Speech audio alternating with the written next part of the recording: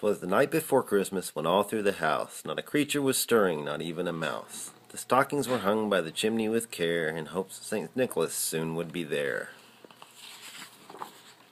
The children were nestled all snug in their beds, while visions of sugar plums danced through their heads.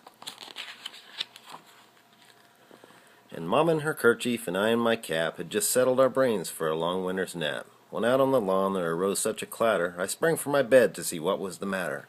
Away to the window I flew like a flash, tore open the shutters and threw up the sash.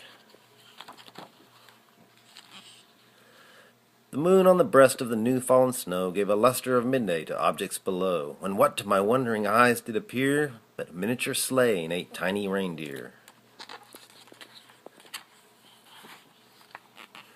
With a little old driver so lively and quick, I knew in a moment he must be St. Nick. More rapid than eagles his coursers they came, and he whistled and shouted and called them by name.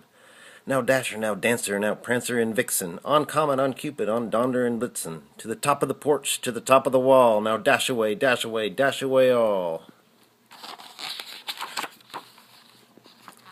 As leaves that before the wild hurricane fly, when they meet with an obstacle, mount to the sky, so up to the housetop the coursers they flew, with a sleigh full of toys and St. Nicholas too. And then in a twinkling I heard on the roof the prancing and pawing of each little hoof. As I drew in my head and was turning around, down the chimney St. Nicholas came with a bound.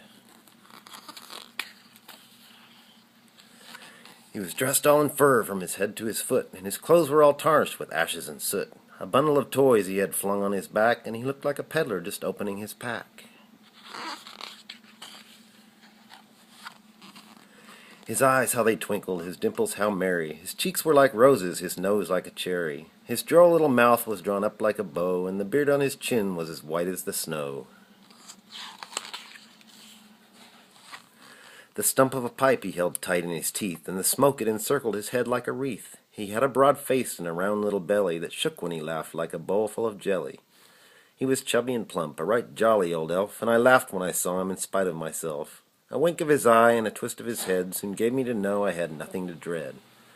He spoke not a word, but went straight to his work, and filled all the stockings, and turned with a jerk, and laying his finger aside of his nose, and giving a nod, up the chimney he rose.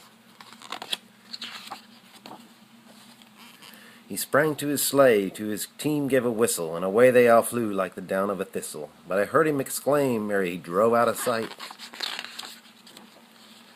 "Happy Christmas to all, and to all a good night." Merry Christmas.